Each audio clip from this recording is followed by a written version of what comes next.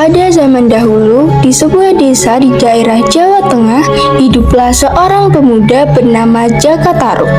Ia tinggal bersama ibunya yang biasa dipanggil Mbok Rondo. Ayahnya sudah lama meninggal. Sehari-hari, Jaka Tarub dan Mbok Rondo bertani padi di sawah. Pada suatu malam, di tengah tidurnya yang lelap, Jaka Tarub bermimpi mendapatkan istri seorang bidadari nan cantik jelita dari kayangan.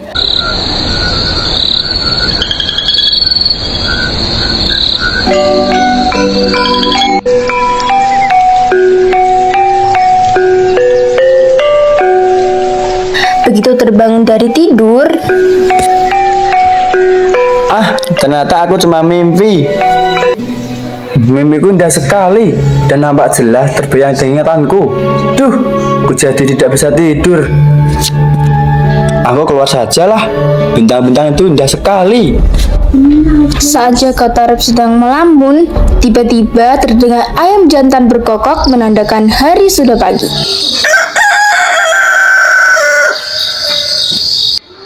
Ibu Jaka Tarub pun terbangun dari tidurnya. Di mana Jaka Tarub ya? Kok sudah tidak ada di kamarnya? Oh, itu dia pagi-pagi sudah duduk melamun di depan rumah. Apa yang sedang dia pikirkan ya? Apa dia memikirkan ingin segera berumah tangga?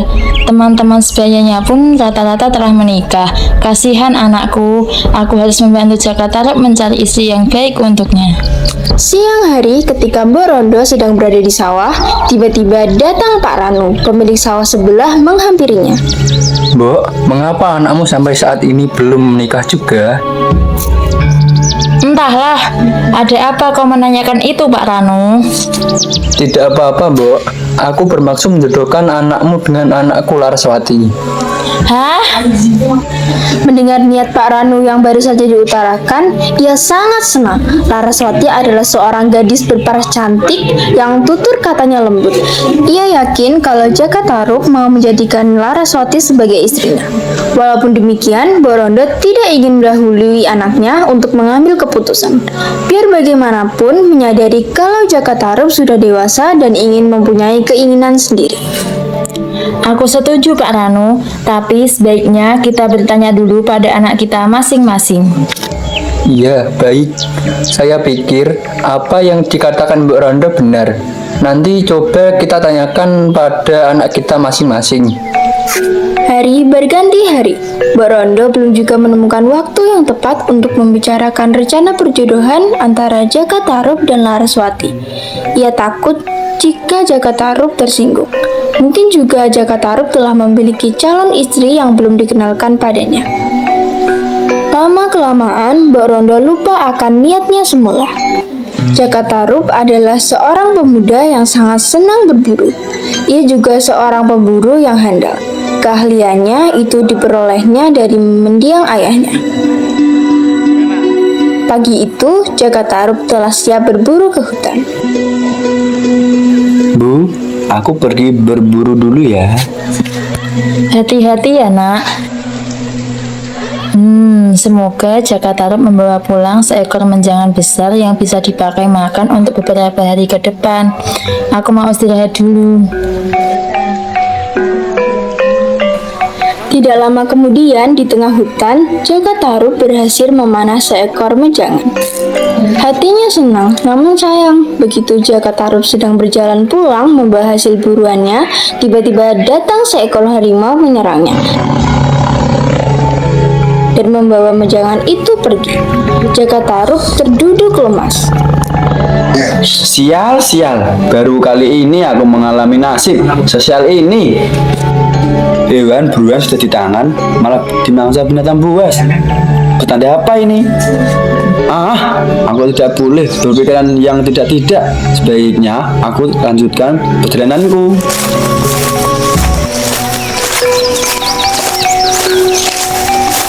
Nasib sial belum mau meninggalkan Jaka Tarub. Setelah berjalan dan menunggu beberapa kali, Aku capek sekali. Tak seekor hewan buruanku yang yang melintas di depanku. Sedangkan matahari makin meninggi. Aku lapar sekali. Sebaiknya aku pulang saja. Biarlah, meskipun aku tidak membawa hasil buruan. Semoga ibuku nanti bisa mengerti keadaanku. Ketika Jaka Tarub mulai memasuki desanya, Ada apa ya?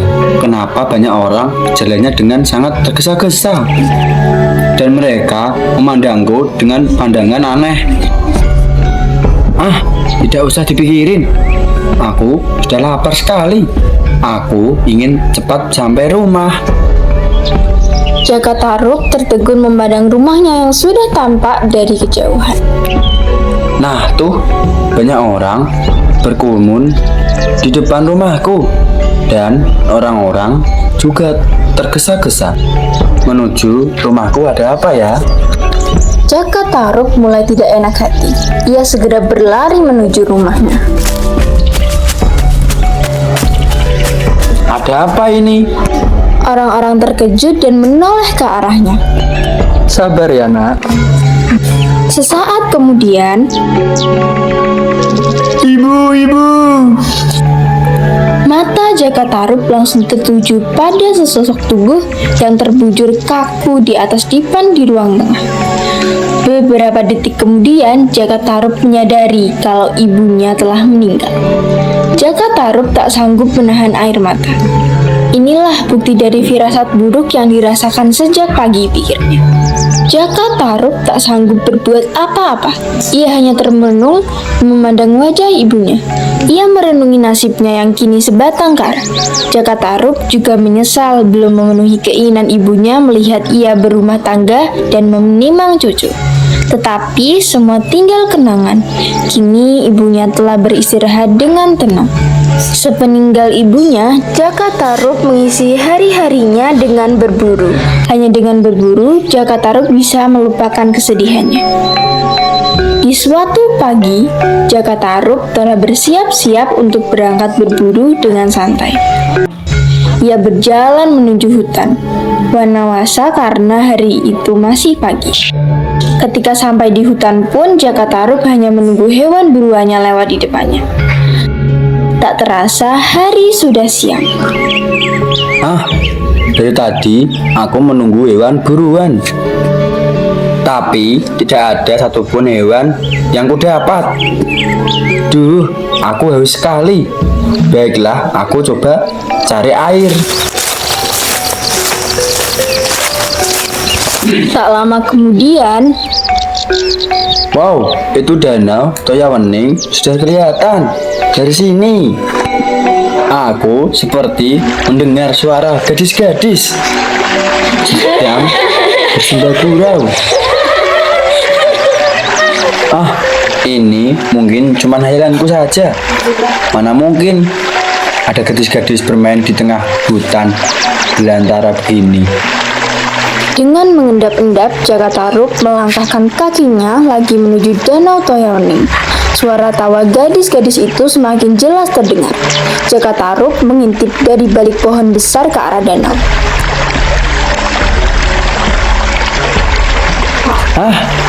Ada 7 gadis cantik sedang mandi di danau Toyawening.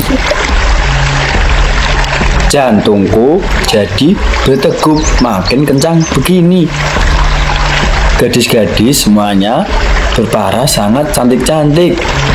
Oh, ternyata 7 gadis itu adalah 7 orang bidadari yang turun dari kayangan. Apakah ini arti mimpiku waktu itu? Itu di atas tumpukan batu besar, seperti ada tumpukan batu, mungkin itu tumpukan baju para bidadari itu. Jika aku mengambil salah satu pakaian bidadari ini, tentu yang punya tidak akan dapat kembali ke kayangan. Sang bidadari yang bajunya aku curi pasti akan bersedia menjadi istriku. Dengan hati-hati, Jaka Tarub berjalan menghampiri tumpukan baju itu. Ia berjalan sangat perlahan. Jika para bidadari itu menyadari kehadirannya, tentu semua rencananya akan buyar. Jaka Tarub memilih baju berwarna merah. Setelah berhasil, Jaka Tarub buru-buru menyelinap ke balik-balik semak. Tiba-tiba seorang dari bidadari itu berkata, Ayo kita pulang sekarang, hari sudah sore. "Iya benar, sebaiknya kita pulang sekarang sebelum matahari terbenam." Para bidadari itu keluar dari danau dan mengenakan pakaian mereka masing-masing. "Bajuku tidak ada. Di mana bajuku? Duh, siapa yang mengambil bajuku?" Di mana kau taruh bajumu, Nawang Wulan? "Di sini, sama dengan baju kalian." "Duh, gimana aku ini? Kalau bajuku tidak ada, aku tidak bisa pulang ke kayangan. Dan selendang yang dipakai untuk terbang ikut raib juga." Karena Nawang Wulan tidak menemukan bajunya, ia segera masuk kembali ke danau Toyamning. Teman-temannya yang lain membantu mencari baju Nawang Wulan. Usaha mereka sia-sia, karena bajunya Nawang Wulan sudah dibawa pulang Jaka Tarub ke rumahnya. Akhirnya seorang bidadari berkata, Nawang Wulan, maafkan kami. Kami harus segera pulang ke kayangan dan meninggalkanmu di sini. Hari sudah menjelang sore. "Iya." Nawang Wulan tidak dapat berbuat apa-apa. Ia hanya bisa mengangguk dan melambaikan tangan ke 6 temannya yang terbang perlahan meninggalkan danau Toyamning. Mungkin memang nasibku untuk menjadi penghuni bumi. Aku harus gimana coba? Masa aku harus berendam di danau ini selamanya? Nawang Wulan pun merasa putus asa dan tiba-tiba berucap, Barang siapa yang bisa memberiku pakaian akan kujadikan saudara bila ia perempuan, tapi bila ia laki-laki akan kujadikan suamiku. Jaka Tarub yang sendiri tadi memperhatikan gerak-gerik Nawang Wulan dari balik pohon tersenyum senang. Hahaha, akhirnya mimpiku menjadi kenyataan. Jaka Tarub pun keluar dari persembunyiannya dan berjalan ke arah danau. Ia membawa baju mendiang ibunya yang diambil ketika pulang tadi. Jaka Tarub segera meletakkan baju yang dibawanya di atas sebuah batu besar, seraya ia berkata, Hai bidadari, aku Jaka Tarub. Aku membawakan pakaian yang kau butuhkan.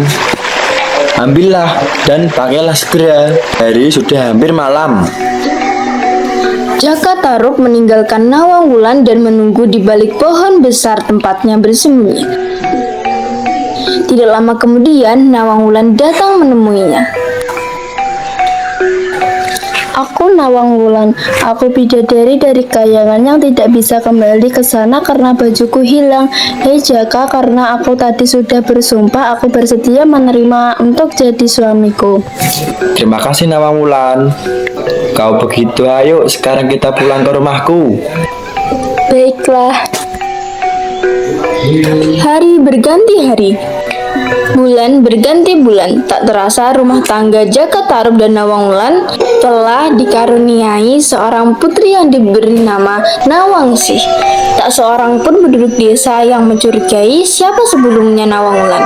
Jaka Tarub mengakui istrinya itu sebagai gadis yang besar dari sebuah desa yang jauh dari kampungnya. Sejak menikah dengan Nawang Wulan, Jaka Tarub merasa sangat bahagia. Namun ada suatu hal yang mengganggu pikirannya selama ini. Walau dimasak setiap hari, mengapa padi di lubung kelihatannya tidak berkurang ya? Justru lama-lama tumbukan padi itu semakin meninggi. Pada suatu pagi, Nawang Wulan hendak mencuci ke sungai. Kang Mas, jaga Nawangsih dulu ya. Aku mau mencuci dulu dan tutup kukusan nasi yang sedang dimasak. Jangan dibuka dulu ya. Ya. Ketika sedang asik bermain dengan Nawangsih yang saat itu berumur 1 tahun, Jaka Tarub teringat akan nasi yang sedang dimasak istrinya. Oh iya, dimasak nasi. Kayaknya sudah lama memasak nasinya. Tunggu sebentar ya, nak. Bapak lihat dulu nasinya sudah matang apa belum. Tanpa sadar, Jaka Tarub membuka kukusan nasi itu. Ia lupa akan pesan Nawang Wulan. Di dalam kukusan ini hanya ada setangkai padi. Nawang Wulan hanya memasak setangkai padi. Apa maksudnya ya? Aku tidak mengerti. Sesaat Jaka Tarub masih kebingungan. Tiba-tiba Nawang Wulan telah sampai di rumah menatap marah kepada suaminya di pintu dapur. Hilanglah sudah kesaktianku untuk mengubah setangkai padi menjadi sebakul nasi. Duh, mulai sekarang aku sudah menumpuk padi untuk kita masak. Karena itu harus menyediakan lesung untukku. Maafkan aku menyesal tidak mengeraukan perkataanmu. Sejak kejadian itu, mulailah terlihat persediaan pagi mereka semakin lama semakin menipis. Bahkan sekarang padi itu sudah tinggal tersisa di dasar lumbung. Seperti biasa, pagi itu Nawang Wulan ke lumbung yang terletak di halaman belakang untuk mengambil padi. Ketika sedang menarik batang-batang padi yang tersisa sedikit itu, Nawang Wulan merasa tangannya memegang sesuatu yang lembut. Karena penasaran, Nawang Wulan terus menarik benda itu. Hah, ini kan baju dan selendangku yang berwarna merah. Kenapa bisa ada di sini? Ini pasti perbuatan Jaka Tarub. Jadi yang mengambil baju dan selendangku selama ini adalah Jaka Tarub. Jaka Tarub menipuku. Sama sekali aku tidak menyangka yang tega mencuri bajuku adalah Jaka Tarub. Aku ingin segera pulang ke Kayangan. Aku rindu dengan saudara-saudaraku di Kayangan. Aku ingin kembali ke asalku. Sore hari ketika Jaka Tarub kembali ke rumahnya, ia tidak mendapati Nawang Wulan dan anaknya Nawangsi. Wulan, di mana kau? Hari sudah menjelang malam, tapi tak kutemukan. Nawang Wulan dan Nawangsi, di mana mereka ya? Tiba-tiba Jaka Tarub yang sedang berdiri di halaman rumah melihat sesuatu melayang ke arahnya. Dia mengamati sesaat. Jaka Tarub terpana. Beberapa saat kemudian ia mengenali ternyata. Wulan, aku mencarimu kemana-mana. Dari mana kau, Wulan? Kau memakai baju bidadari? Wulan, kau cantik sekali memakai baju bidadari dan selendangmu itu.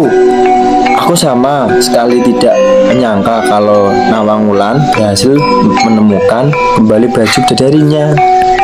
Berarti rahasia yang kusimpan selama ini telah terbongkar. Kenapa kau tega melakukan ini padaku, Jaka Tarub? Maafkan aku, Nawang Wulan. Aku menyesal, Nawang Wulan. Hanya itu kata-kata yang sanggup diucapkan Jaka Tarub. Nawang Wulan dapat merasakan betapa Jaka Tarub tidak berdaya di hadapannya. Sekarang kau harus menanggung akibat perbuatan Jaka Tarub. Aku akan kembali ke Kayangan karena sesungguhnya aku ini seorang bidadari. Tempatku bukan di sini. Jaka Tarub tidak bisa menjawab. Ia pasrah akan keputusan Nawang Wulan. Kau harus mengasuh Nawangsi sendiri. Mulai saat ini kita bukan suami istri dan ini aku serahkan Nawangsi padamu. Anak kecil itu masih tertidur lelap. Ia tidak sadar bahwa sebentar lagi ibunya akan meninggalkan dirinya. Betapapun salahmu padaku, Jaka Tarub, Nawangsi tetaplah anakku. Jika ia ingin bertemu denganku suatu saat nanti, bakarlah batang padi, maka aku akan turun menemuinya. Hanya satu syaratnya, kau tidak boleh bersama Nawangsi ketika aku menemuinya. Biarkan ia seorang diri di dekat batang padi yang dibakar.